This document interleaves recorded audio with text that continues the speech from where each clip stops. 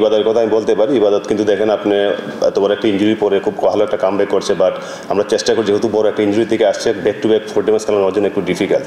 তো সেই তুলনায় আমাদের জন্য অপশন ছিল যে মুগ্ধ। হ্যাঁ, আপনি যেটা বলছেন এটা অবশ্যই রাইট যে আমরা একটা পেস বল মানে আমরা খেলালে হতো, বাট যেহেতু আমাদের যেহেতু ফার্স্ট ম্যাচটা আমরা খুব হেরে গেছি ম্যাচটা, তো আমরা উইনিংয়ের জন্য একটা চিন্তা ভাবনা ছিল, but at the same time আমরা কিন্তু প্রসেসটা মেনটেন করার চেষ্টা করতেছি। যেমন মুগ্ধ খেলে নাই, আমরা কিন্তু ওর যে ওয়ার্কলোড বা ওর বোলিংয়ের যে কিটা এটা কিন্তু আমরা প্র্যাকটিসে নেওয়ার চেষ্টা করতেছি। তো সব কিছু মিলে আমার কাছে মনে হয় যে আমরা চেষ্টা করতেছি যে আসলে প্রত্যেকটা ডিপার্টমেন্টে ইমপ্রুভের একটা চেষ্টা করা হচ্ছে। কি ভাই উইনিং এর কথাটা আপনি বললেন, এই দলের উইনিংটা আসলে কি খুব বেশি জরুরি? না দেখেন, আপনি যদি এটা তো আমি মনে করি, আমাকে যদি বলেন আমি বলবো যে এটা একটা হ্যাবিট। যেহেতু আমরা ক্রিকেট খেলতে আসছি, একটা হ্যাবিটও একটা ইম্পর্টেন্ট জিনিস। আপনি যদি আমি আগের থেকে চিন্তা, হ্যাঁ আপনি যেটা বলছেন যে আমরা প্রসেসটাও মেনটেন করবো, সাথে সাথে কিন্তু আমরা কীভাবে যে জিতার যে একটা অভ্যাস তৈরি করা, এটা কিন্তু প্লেয়ারদের আপনি যদি বলি আমরা খারাপ ক্রিকেট খেলছি, বাট একটা ম্যাচ জিতা কিন্তু একটা 4 ম্যাচ জিতা কিন্তু আমি মনে করি যে অনেক বড় একটা অ্যাচিভমেন্ট। তো একটা ম্যাচ জিতা থাকলে কিন্তু আপনার টিমের মোমেন্টাম সব কিছু চেঞ্জ হয়ে যায়। ভাই ফার্স্ট টেস্টে আপনারা 6 জন ব্যাটারকে দিয়েছিলেন, 5 জন বোলার ছিলেন। বাবু ভাই অলরেডি বলেছেন যে একজন ব্যাটার কমের জন্যই বাংলাদেশ দল খেলেছে ম্যাচটা। এই ম্যাচে একজন ব্যাটার বাড়ানো হয়েছে, সাইড পেসার দিয়েছেন। ব্যাটারকে জায়গা দিতে কি একজন পেসার কমানো হবে? দেখেন, আপনি যদি বলেন যে আমার কাছে মনে হয় যে যেহেতু আমার যদি একটা প্রপার অলরাউন্ডার থাকতো, তাহলে মনে করি জিনিসটা কিন্তু আমাদের হতো না। তো আমাদের যেহেতু আপনি দেখেন এই জায়গায় দেখেন, আমি যদি বলি জাকির, অঙ্কন, সুহান, বিজয়, 4টা কিপার। তো এইভাবে চিন্তা করি, আপনি কিন্তু চিন্তা করবেন যে আসলে আমাদের কিন্তু একটা ব্যাটসম্যান শট। আপনি যদি টিমের কম্বিনেশন চিন্তা করেন, দেখুন 6টা ব্যাটসম্যান, একটা অলরাউন্ডার, 4টা বোলার। তো এই জায়গায় আমি মনে করি আমাদের কিছুটা গ্যাপ। তো যেহেতু আমাদের হাতে এখন বা সিলেক্টররা যেরকম আমাদের কি দিচ্ছে, আমরা কিন্তু এইভাবে টিমটা সাজানোর চেষ্টা করতেছি। ভাই এই মুহূর্তে কি মিরাজ ছাড়া একজনকেও দেখেন যারা টেস্ট খেলতে পারে অ্যাজ অ্যান অলরাউন্ডার? আমার কাছে মনে হয় যে আপনার যে প্রশ্নটা করছেন আমার জন্য খুব ডিফিকাল্ট বলা, বাট যদি মিরাজের সাথে সাথে কিন্তু নাইম হাসানও অনেকদিন খেলছে, বাট যদি পারফরমেন্স চিন্তা করেন মিরাজ অথবা নাইম অনেক ডিফারেন্স আছে। তো এই মুহূর্তে আমার কাছে মনে হয় যে এই অপশনটা আমাদের কাছে কম।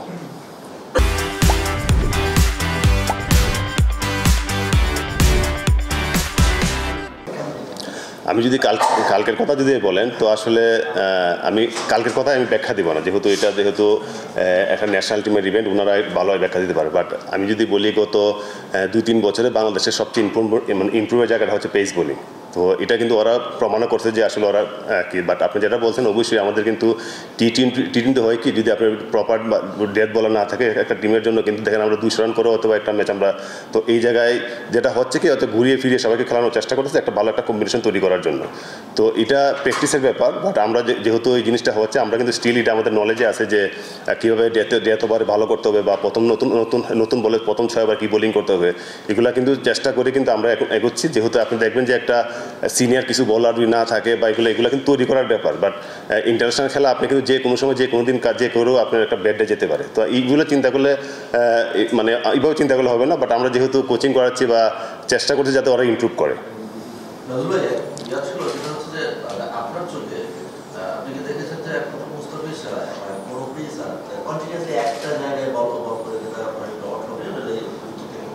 এটা আপনি কোন ফরম্যাটে হয়তো বাংলাদেশের যে বোলার আপনি দেখেন তাদের মধ্যে আসলে এই প্রবণতাটা কি ভাই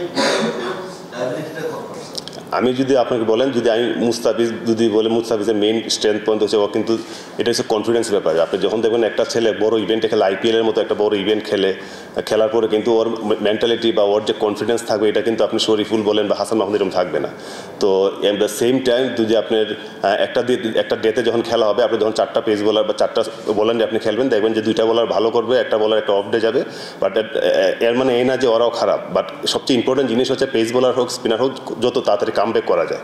আপনি টি-20 টুর্নামেন্টে কিন্তু যে কোনো দিন এক্সপেন্সিভ হতে পারে, বাট সবচেয়ে ইম্পর্টেন্ট জিনিস ও কত তাড়াতাড়ি কামব্যাক করতেছে। তো আমাদের যে বলার আছে টুকটাক ওদের সাথে যেহেতু আমাদের কাজ করা হয়, আমি কিন্তু এই উপদেশটাই দিই, যেহেতু টি-20 খেলা তোমরা চেষ্টা করো যে একটা ওভার এক্সপেন্সিভ হলেও পরে কত তাড়াতাড়ি কামব্যাক করতে পারে। তো এটা হচ্ছে ওর ওই স্কিল এবং ওর যে ডিটারমিনেশন বা কনফিডেন্স লেভেল, সেটার উপর অনেকটা নির্ভর করে। নাজমুল ভাই, খালেদ পরপর 2টা টেস্টই খেলছেন, কিন্তু লাস্ট বিপিএল ভালো করছে, ডিপিএলও ভালো করছে, তার ইনজুরিও নাই, ফুলি ফিট। এরপরও টেস্টে কাউকে বাদ দিতে হয়, সাদা বলে তাদেরকে কনসিডারেশনে তেমন একটা রাখা হয় না। আপনি পুরো ব্যাপারটা কিভাবে বলবেন? এটা ব্যাপারটা এমন হতো আমার কেরিয়ার তো এরকমই হয়েছে আসলে। সত্যি বলতে কি এটা একটা পেস বোলারের জন্য কিন্তু একটু ডিফিকাল্ট, বাট আমি যদি বলি ও কিন্তু ওভারঅল গত 2 থেকে 3 বছর দেখছি আপনি ডোমেস্টিক ক্রিকেট বলেন, বিপিএল বলেন, সব জায়গায় কিন্তু পারফর্ম করছে। তো আপনি যদি এটিম সিরিজগুলো দেখেন, আমরা কিন্তু মানে আমার থেকে যে একটা আছে না যে ওপিনিয়ন নেওয়া যে আসলে যে বোলিং কোচ হিসাবে এটিমের যে কী বলা যায়, বাট আমি মনে করি ও যে ইমপ্রুভমেন্ট এবং ও যে নিজের যে আসলে কোন উইকেটে কেমন বোলিং করতে হবে এবং ম্যাচিউর একটা বোলিংয়ের যে একটা ম্যাচিউর, আমি মনে করি খালেদ এখন আপনি যদি আমার পার্সোনালি বলেন আমি বলবো যে 3 ফর্মেটের জন্য রেডি আছে, বাট এখন বাকিটা সিলেক্টরদের ইচ্ছা। কয়েক বছর আমরা সব ফর্মেটে খুব খারাপ করছিলাম। এই টুর্নামেন্টে ইউএসএ দেখছি যে পেস বলার খুব একটা ভালো করতে পারেন, যেটা আমাদের গর্ব ছিল।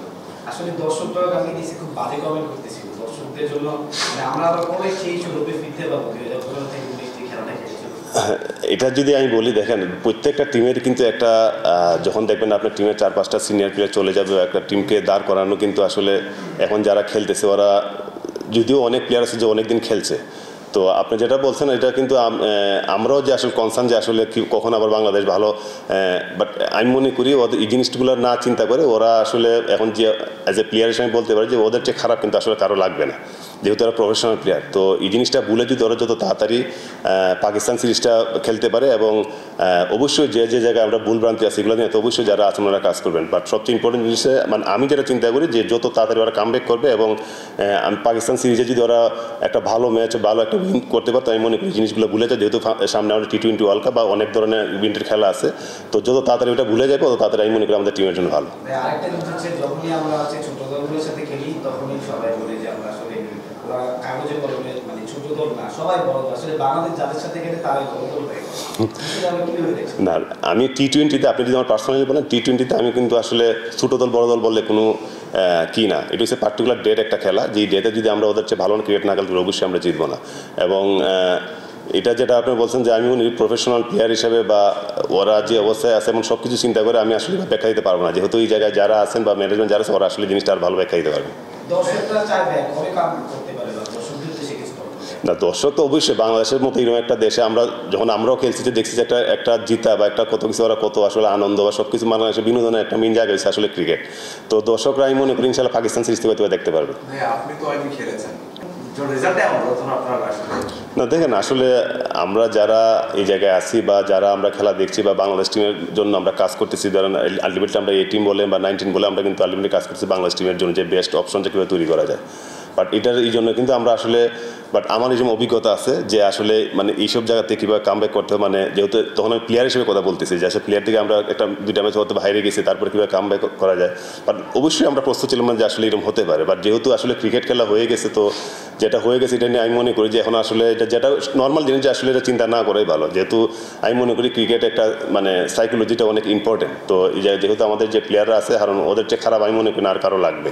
অবশ্যই আমাদের দেশের ইভেন্ট সব কিছু মিলে তো ওদেরকে যতটুকু মানে এই জায়গাতে যতটুকু তাড়াতাড়ি ওদেরকে কামব্যাক করা যাবে, যেহেতু আমাদের আপনার কোনো কিছু চিন্তা করার কিন্তু সুযোগ না, যেহেতু আর 3-4 দিন পর আরেকটা সিরিজ। তো এখন কিন্তু ওদেরকে কিন্তু আমরা উৎসাহ দেওয়া ছাড়া আর কোনো কিছু কিন্তু করণীয় না। আমি মনে করি যে পার্সোনাল হিসেবে যে প্লেয়ার হিসেবে যদি আপনি ব্যাকফুটে চলেন তাহলে কিন্তু ওর পারফরমেন্স আরও কী হবে।